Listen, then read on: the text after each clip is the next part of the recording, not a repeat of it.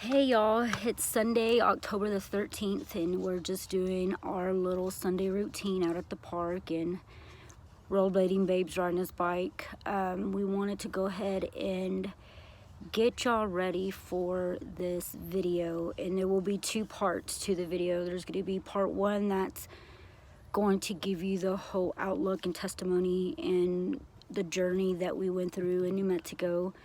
And that's the time from October the 26th of 2018 to, sorry, I had December 17th. December 17th, thank you, babe. December 17th of 2018, that we finally got home. So you'll get to see all that part of it, but we wanted to just kind of give you a brief of what happened. And I will be a little emotional, so excuse me. We got married October 20th. There's Babe. Hey, babe. We got married October 20th in 2018, and it was the most beautiful wedding I could ever imagine. Did a beautiful honeymoon up in the Colorado area. 6 days after we got married, Babe had a horrible pancreas attack at the hotel in Santa Fe, New Mexico. He had numerous ones before. This one was just a really bad, big one. And Babe will explain what the cause of that was. I'm going to let him talk about that on his part. But had to call the paramedics. So 6 days after we got married, they rushed us to Presbyterian Hospital there in Santa Fe, New Mexico. Get this, though. The hospital in Santa Fe just opened October 1st. So all they had was the first floor that had like a small cafeteria and coffee shop, and then just like an ER little clinic. It wasn't even like a fast ER. So we sat there from Friday, Saturday afternoon. His oxygen levels and his urine output went tremendously low. I had to, of course, inform family members, mom, dad, my mom, my parents back home. We're still in New Mexico, in Santa Fe. Sorry, it's just a lot. It got to the point where his oxygen just got so bad where it was incapable of transporting him to Lubbock. So I did have to make the decision of transporting him to Albuquerque, New Mexico, which was only like an hour to 45 minutes time span. Thanks, babe. And he's there, y'all. Just sorry, my face is just in the camera at the moment. By the time we got him to Albuquerque, New Mexico, he was at 100% mortality. I was not informed at the time till probably when his parents got there. October 31st, I believe, is when they got there, Halloween. So we got there, all that happened in Albuquerque, New Mexico. It happened so fast, so it was like by the time we got settled, it was already 7 a.m. New Mexico time. Babe was completely intubated, completely sedated, because they did have to sedate him. Medically induced coma via sedation. Yes. And all I could tell you is, yes, I was terrified. I didn't know what to do, but I knew I had to be strong and buckle down and grow up. My partner needed me at the time, so. And I was unavailable. Yes, very unfortunate. So from October 26th to probably November, right around Thanksgiving, so like around November 17th or so, he started slowly waking up. So he doesn't remember anything from the 26th of October to November 17th, around that time, at all what happened. So there's a few videos at the beginning where his hands are extremely swollen, and I'm holding his hand, but he doesn't know I'm holding his hand. That's how I comfort that it was going to be okay. So I'm going to jump over to Babe so he can kind of give you his thing. But I want y'all to really just embrace this video. There is some pictures, graphic pictures. There's one in particular. Yes, It's not horrible, but take it like you want. But we did it together. We fought the hardest fight that we could ever imagine in life, and it was called fighting for your life, and we did it. And we did it together. We did it strong. So, babe, I'm going to jump over to you so you can kind of, thank you, give them your scoop. Hello, I'm Jordan. First off, thank you, babe. I can never repay her for what she did for me. I'm gonna try the rest of my life, but Patsy was there for me every day. My family was there for me. The people most important to me were there for me when I needed them most. Patsy encouraged me to get up, start walking, forced me basically, enticed me with their drugs. I was promised a shot of Dilaudid as long as I would work out. But we got to moving. But like she was saying, we want you to watch this video with an open heart. It's powerful. The message we want to send is positivity. You can make it through faith, with God. He brought us through this entire endeavor, life-threatening In that situation, not once but twice. And here I am on a gorgeous Sunday morning, almost a year later, enjoying life like I've never had before, with this beautiful woman, my wife. And we do want to start offering, counseling, and the whole reason I ended up in this situation is because I was a highly functioning alcoholic. It was rough. It got very bad. I ignored doctor's orders, and really I did this to myself. I can't explain the remorse I feel for what my family had to go through during those times, but I'm trying to make up for it. God has entirely cleansed me. I had a near-death experience. I witnessed something that I will hold dearly for the rest of my life, because I know God exists. I've always watched those videos where people are saying, they've seen this, and this. Well, I have. It's no BS. It's for reals. I was in outer space, I don't know, and I fell back to earth, screaming no. So I don't know what happened, but God saved me for a reason, to reach out and help, and that's what we want to do. Yes, we both got, not just him, got to see that God exists, because he cried out for him for so long through his addictions, which we kept as a secret because that was the battle we fought together. There was no reason that it needed to be, talked about or known or whatever, but we overcame it, and it strengthened me, not just as a person, as a wife, as a human being. I had to become an adult. It's the best way I can put it. And people that know me very dearly too, their heart will understand that. Like my mom, my in-laws, my aunts. Jordan was my go-to person, and I lost that for almost 5.5 months. So I had to be strong for not just him, but myself and my family, and just know that everything was going to be okay. And by the mercy of God, I'll tell y'all, I did it, and I can never imagine being as strong as I am today. Yes, I am crying, or like, oh my God, but there are tears of joy, I can promise. Yes, I have been the most happiest person I could ever imagine, and just the faith of God has literally touched not just my soul, but the whole family soul.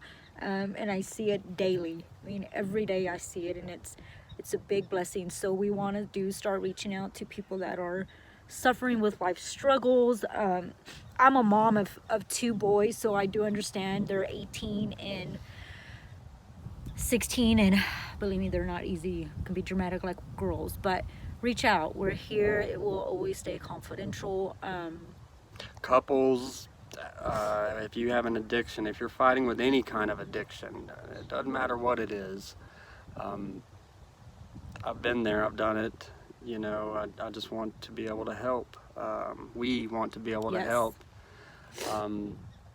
You know, we would like to turn this into our life, you know, find some way to make this what we do. And we're being patient, following God's orders now.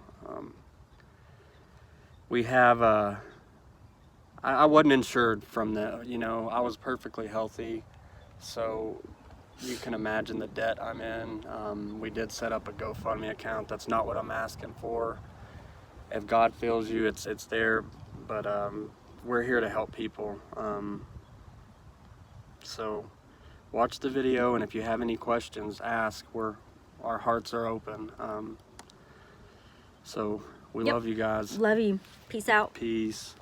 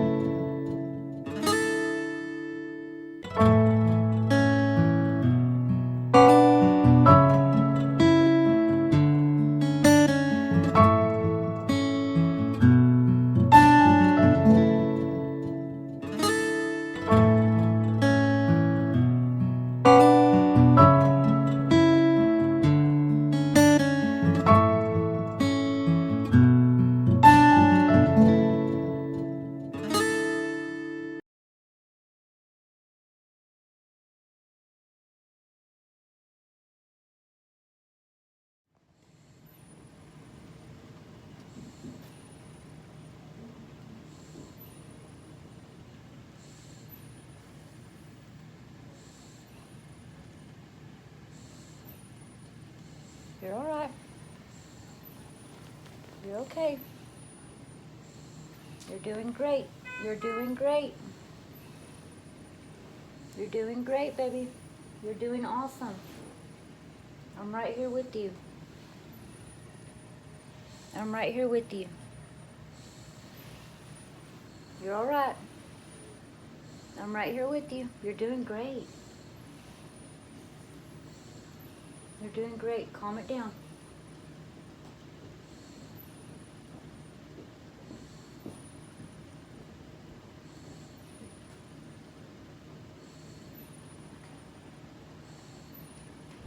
Pretty sure I was still sedated. Where I was seemed like space. I wasn't on Earth. There was a very loud, white, staticky noise. That's the best way I can describe it. And I just remember yelling no. And then falling back to Earth. Seeing the globe spin. Buildings getting bigger and bigger. And then landing in a chair. I guess where I was in the hospital. And that's when subconsciously, consciously, whatever happened, that's when I started, that's what I remember. That's when I remember anything from when I went to the hospital that night in Santa Fe.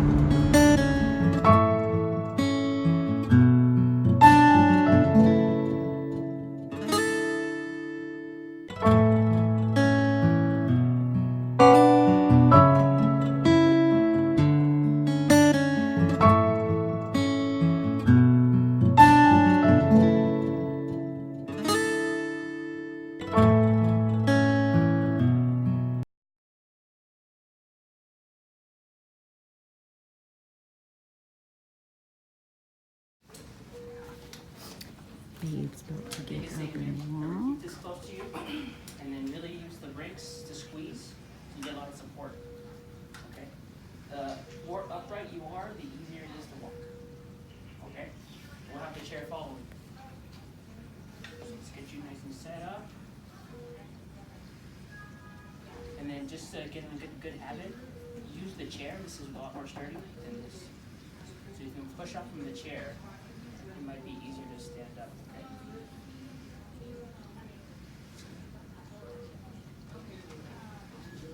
And then just a heads up. Watch out for this. Okay.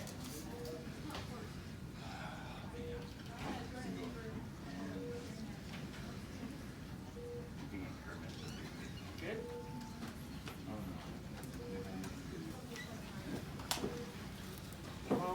Keep going. You're good, man.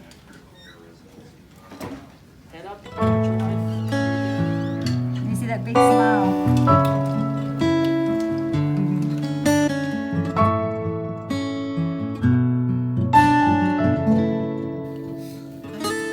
Get your balance.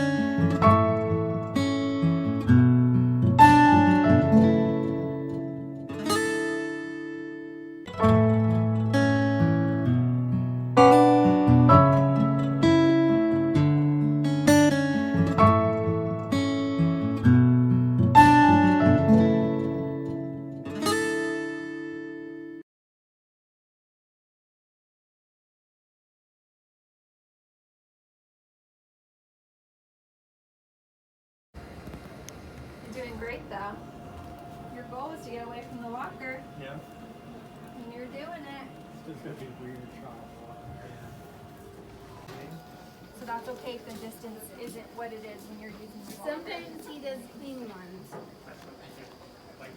All right. Yeah, let's hear it. Am I good to take this?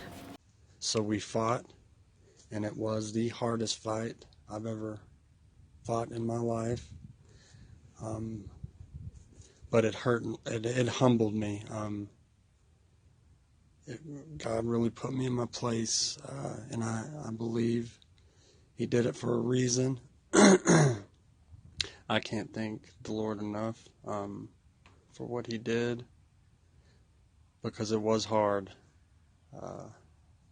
Mentally, physically, it was just excruciating. The physical therapies, you know, I couldn't use my hands, you know, I couldn't feed myself, you know, and couldn't walk, of course. Had to learn to do all that over. 35-year-old man went, you know, running around like a wild man, just got knocked to his knees, and it was rough.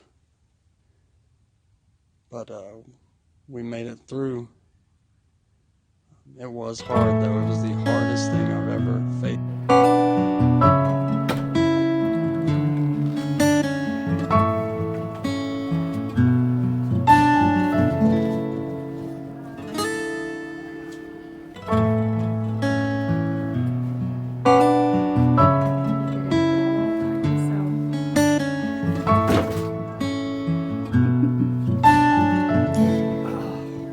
How'd that make you feel, babe? I gotta piss. It's clearly stronger. Yeah.